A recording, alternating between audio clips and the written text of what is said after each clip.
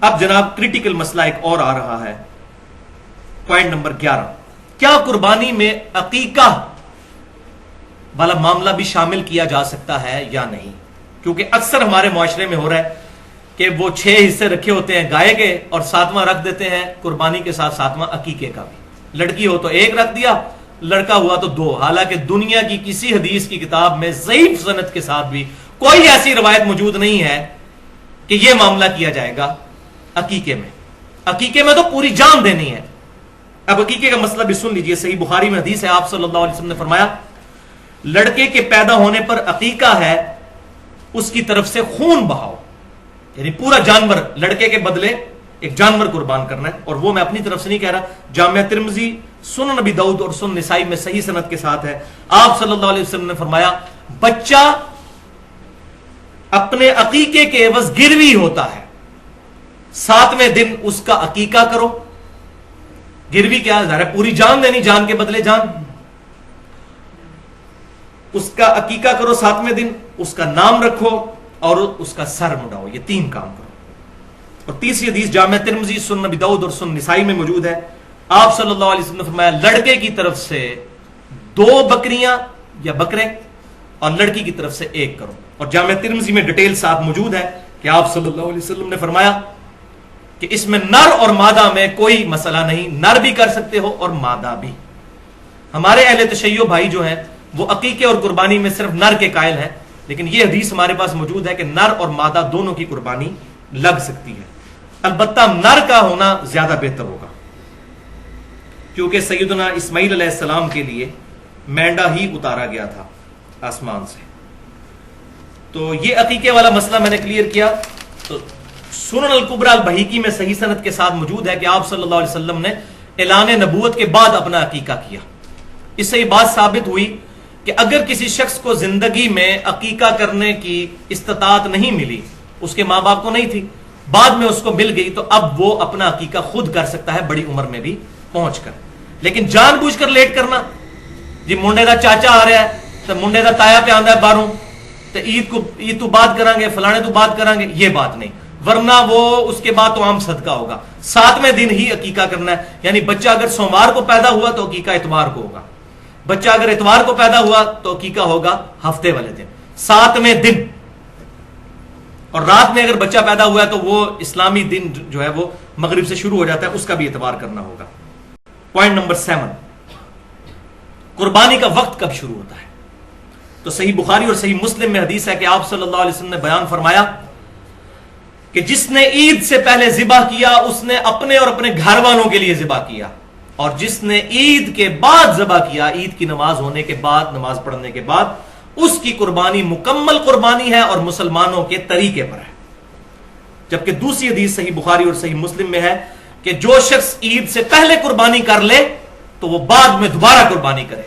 اب اس سے بھی بات ثابت ہوتی ہے کہ یہ بڑی تاکیدی سنت ہے، ورنہ دوبارہ کرنے کی ضرورت ہی کوئی نہیں تھی، تو فرمایا دوبارہ کرے، بخاری اور مسلم میں ہے۔ پوائنٹ نمبر 8، آپ صلی اللہ علیہ وسلم کی صحیح مسلم میں حدیث ہے کہ آپ صلی اللہ علیہ وسلم نے فرمایا کہ اللہ نے ہر شے پر احسان کرنے کا حکم فرمایا ہے، لہذا جب تم ذبح کرنے لگو تو اچھے طریقے سے ذبح کرو اور اپنی چھری کو بھی تیز کر کے جانور کو آرام پہنچاؤ، کھنڈی چھری نہ پھیری جائے، تیز چھری۔ اور اس میں بھی پورا پھر جانور نہیں کاٹا جاتا، اسپائنل کارڈ تک کاٹا جاتا ہے، اس کو چھوڑ دیا جاتا ہے تاکہ جانور جو ہے اس کے اندر اس کے سر سے جو سگنل نکلنے ہیں پورے جسم کے ساتھ رشتہ برقرار رہے، تو وہ تھوڑا کانپتا ہے تو جسم کی نسوں میں جو خون ہے وہ بھی باہر نکل جاتا ہے، جو بیمار خون، بیماریاں پیدا کرنے والا خون ہے، یہی ذبح کے اندر حکمت ہے۔ تو جھٹکے والا جو ہے معاملہ یہ اسلام میں نہیں ہے۔ اب اسی کانٹیکسٹ میں ایک حدیث ہے مصنف عبد الرزاق کے اندر کہ سیدنا عبداللہ بن عمر رضی اللہ تعالی عنہما اس جانور کو کھانا مکروہ سمجھتے تھے جسے قبلہ رخ کر کے قربان نہ کیا گیا ہو، حرام نہیں، مکروہ، کراہت سمجھتے تھے، قربانی تو ہو جائے گی لیکن وہ ذبیحہ، ایسا ذبیحہ جو قبلہ رخ ہو وہی بہتر ہے۔ لہذا جب مرغیاں لینے بھی جائیں تو اس وقت بھی اہتمام کر لیا کریں، قبلہ رخ کریں، لیکن اگر کوئی نہیں کرتا تو قربانی جو ہے یا اس طریقے سے ذبیحہ تو ہو جائے گا۔ الحمدللہ ساری امت اسی پر عمل کرتی ہے کہ اس کی ٹانگیں جو ہیں وہ باندھ کر جو ہے وہ قبلہ رخ کر دی جاتی ہیں، پھر اس کی گردن بھی تاکہ قبلہ رخ اس کا ہو۔ پوائنٹ نمبر 9، تکبیر کے الفاظ کیا ہو. تو صحیح بخاری اور صحیح مسلم کی متفق علیہ حدیث ہے, آپ صلی اللہ علیہ وسلم نے 2 چتکبرے مینڈے قربان کیے, اور آپ صلی اللہ علیہ وسلم نے ان کو زمین پر لٹا کر ان کے پہلوؤں پر اپنا پاؤں مبارک رکھا. پھر آپ صلی اللہ علیہ وسلم نے بسم اللہ اللہ اکبر پڑھ کر اپنے مبارک ہاتھوں سے ان کو قربان کیا. تو یہ تکبیر متفق علیہ ہے اہل سنت اور اہل تشیع کے ہاں, بسم اللہ واللہ اکبر, اللہ کے نام کے ساتھ, اور اللہ کے لیے ہی تمام بڑائیاں ہیں. صحیح مسلم میں حدیث ہے کہ سیدہ عائشہ کہتی ہیں کہ آپ صلی اللہ علیہ وسلم نے چھری تیز کروائی, اور جب ذبح کا ارادہ کیا تو آپ صلی اللہ علیہ وسلم نے اللہ کے حضور دعا کی, بسم اللہ, اللہ کے نام کے ساتھ, اللہم تقبل من محمد صلی اللہ علیہ وسلم و آل محمد صلی اللہ علیہ وسلم, اے اللہ اسے قبول فرما محمد صلی اللہ علیہ وسلم کی طرف سے اور آل محمد صلی اللہ علیہ وسلم کی طرف سے, یعنی پورے گھر کی طرف سے. اور آپ صلی اللہ علیہ وسلم کی کم از کم 9 بیویاں تو تھی, پورے گھر والوں کی طرف سے آپ صلی اللہ علیہ وسلم نے ایک, اس میں الفاظ موجود ہے, سینگوں والا چتکبرا مینڈا قربان کیا. اور ساتھ ہی حضرت عائشہ نے بتایا چتکبرے سے مراد یہ ہے کہ اس کی پیٹ, آنکھیں اور ٹانگوں پر کالے نشانات تھے, جس کو ہم کہتے ہیں کالا چٹا. چتکبرا مینڈا قربان کیا, اور پھر فرمایا اللہم تقبل من محمد و آل محمد و من امت محمد صلی اللہ علیہ وسلم, اور ساتھ فرمایا امت محمد صلی اللہ علیہ وسلم کی طرف سے بھی اللہ قبول فرما. یہ صحیح مسلم کے الفاظ ہیں. لہذا یہاں پر جو آپ صلی اللہ علیہ وسلم نے پوری امت کا ذکر کیا تو یہ آپ صلی اللہ علیہ وسلم کی خصوصیت ہے, کیونکہ آپ صلی اللہ علیہ وسلم پوری امت کے روحانی باپ ہیں. النبی اولا بالمؤمنین من انفسہم, نبی صلی اللہ علیہ وسلم مومنین کی جانوں سے بھی زیادہ ان پر حق رکھتے ہیں, اور آپ صلی اللہ علیہ وسلم کی بیویاں امت کی مائیں ہیں. تو اگر وہ امت کی مائیں ہیں تو آپ صلی اللہ علیہ وسلم امت کے روحانی باپ ہیں. سورۃ الاحزاب کی آیت ہے, اس کے تحت اب کوئی شخص یہ نہیں یہ دعا پڑھ سکتا کہ پوری امت کی طرف سے قبول فرما, ورنہ تو باقیوں کی طرف سے قربانی گئی نا. تو یہ آپ صلی اللہ علیہ وسلم کی خاصیت ہے. اسی کانٹیکسٹ میں اگلا پوائنٹ نمبر 10 ہے. یہ روایت ہے جس کی وجہ سے تھوڑا ایشو آج کل چل نکلا ہے, وہ جامع ترمذی اور سنن نبی داؤد میں ہے, اور یہ ضعیف روایت ہے. اور یہ وہ روایت ہے جس میں وہ سکم ہے جو میں پہلے بیان کر چکا, کہ سیدنا علی رضی اللہ تعالیٰ عنہ کہتے ہیں کہ آپ صلی اللہ علیہ وسلم نے مجھے وصیت فرمائی تھی کہ میں ہر سال ایک مینڈا آپ صلی اللہ علیہ وسلم کی طرف سے قربان کروں.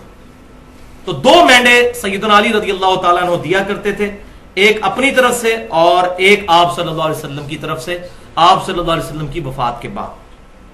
تو اس حدیث میں وہی شریک بن عبداللہ القاضی جو ہیں وہ مدلس راوی ہیں اور ان سے روایت کر رہے ہیں, اور مدلس کی ان والی روایت ضعیف ہوتی ہے جب تک سما کی تصریح نہ ہو. صحیح مسلم کے مقدمے میں یہ پیٹ رول ہے, اور یہی رول ہے جس کی وجہ سے وہ خطرناک روایت بھی ضعیف ثابت ہوتی ہے جو مسند امام احمد میں ہے, اور الادب المفرد امام بخاری کی اس میں بھی موجود ہے, اور مشکات المصابی میں بھی انٹرنیشنل نمبرنگ کے مطابق 4902 نمبر حدیث ہے. اب یہ حدیث میں اس لیے کہہ رہا ہوں کہ وہ روایت درج ہے لیکن یہ ضعیف ہے, کہ آپ صلی اللہ علیہ وسلم نے فرمایا جو شخص اپنے جاہلی نسب پر فخر کرے تو اس کو کہو کہ اپنے باپ کا عضو تناسل کاٹ کے اپنے منہ میں رکھ لو, اور یہ بات کنائے سے نہ کرو, ڈائریکٹ کرو. ولیعوذ باللہ, آپ صلی اللہ علیہ وسلم کبھی یہ بات نہیں فرما سکتے. وَإِنَّكَ لَعَلَىٰ خُلُقٍ عَظِيمٍ, اور بخاری مسلم کی متفق علیہ حدیث ہے, آپ صلی اللہ علیہ وسلم میں کنواری لڑکیوں سے زیادہ شرم و حیا تھی, یہ ہو ہی نہیں سکتا. تو اس روایت میں حسن بصری مدلس ہیں اور ان سے روایت کر رہے ہیں. اگر یہ کسی نے صحیح ماننی ہے پھر وہ بھی صحیح مانے گا. تو یہ روایت بالکل ضعیف ہے. اور امام ترمذی رحمۃ اللہ علیہ بھی اس روایت کے تحت 1495 نمبر روایت کے تحت ایک مسئلہ بھی انہوں نے سالو کیا ہے, کہ عبداللہ بن مبارک رضی اللہ تعالیٰ عنہ کا قول ہے رحمۃ اللہ علیہ, جو تبع تابعین میں سے ہیں, المتوفا 181 ہجری, امام حنیفہ رحمۃ اللہ علیہ کے شاگردوں میں سے ہیں. وہ کہتے ہیں کہ میت کی طرف سے قربانی کرنا درست نہیں ہے اس حدیث کے کانٹیکسٹ میں.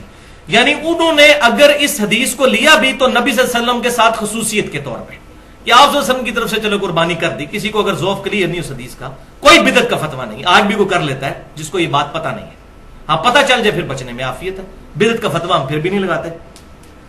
تو عبداللہ بن مبارک کہتے ہیں کہ میت کی طرف سے قربانی نہ کی جائے, البتہ میت کی طرف سے جو جانور ذبح کیا جائے گا وہ صدقہ پھر ہوگا. اور پھر فرمایا کہ اس سارے کو ہی قربان جو کیا ہوا جانور ہے سارے کو ہی پھر صدقہ کرنا ہوگا, اپنے پاس نہیں رکھ سکتے کیونکہ صدقے کا گوشت ہے. اور اس میں یہ بات یاد رکھیے, یہ بکرا بھی پھر الگ سے کرنا ہوگا. گائے میں حصہ ڈال دیا اگر, 7 میں سے ایک حصہ کسی اور کے لیے جو فوت شدہ ہے کہ میرے امی ابو کی طرف سے یا فلاں کی طرف سے, تو ساروں کی قربانی خطرے میں پڑ گئی. اور یہ بات سمجھ لیجئے, صحیح مسلم کی حدیث کے تحت میت کو 3 اعمال کا ثواب پہنچتا ہے, ان میں سے ایک عمل یہ بھی ہے کہ نیک اولاد کے اعمال کا ثواب بھی پہنچتا ہے, ان کی دعاؤں کا ثواب پہنچتا ہے. دوسرا, علم کی بات جو اس نے اپنی زندگی میں کی وہ ملنا بھی چاہیے. اور تیسرا, صدقہ جاریہ جو اپنی زندگی میں کوئی اچھا کام کیا. لیکن یہ جو بات ہے تو آٹومیٹکلی اگر ہم قربانی کرتے ہیں, ہمارے ماں باپ زندہ ہیں یا فوت ہو چکے ہیں, ان تک ثواب پہنچے گا, اور پوری امت کی قربانی کا ثواب آپ صلی اللہ علیہ وسلم تک بھی پہنچے گا, کیونکہ آپ صلی اللہ علیہ وسلم ذریعہ ہدایت بنے ہمارے لیے. اس میں کوئی شک ہی نہیں ہے. ہمارے ہر عمل کا ثواب آپ صلی اللہ علیہ وسلم کے نامہ اعمال میں بھی جاتا ہے, الگ سے کرنے کی ضرورت نہیں ہے.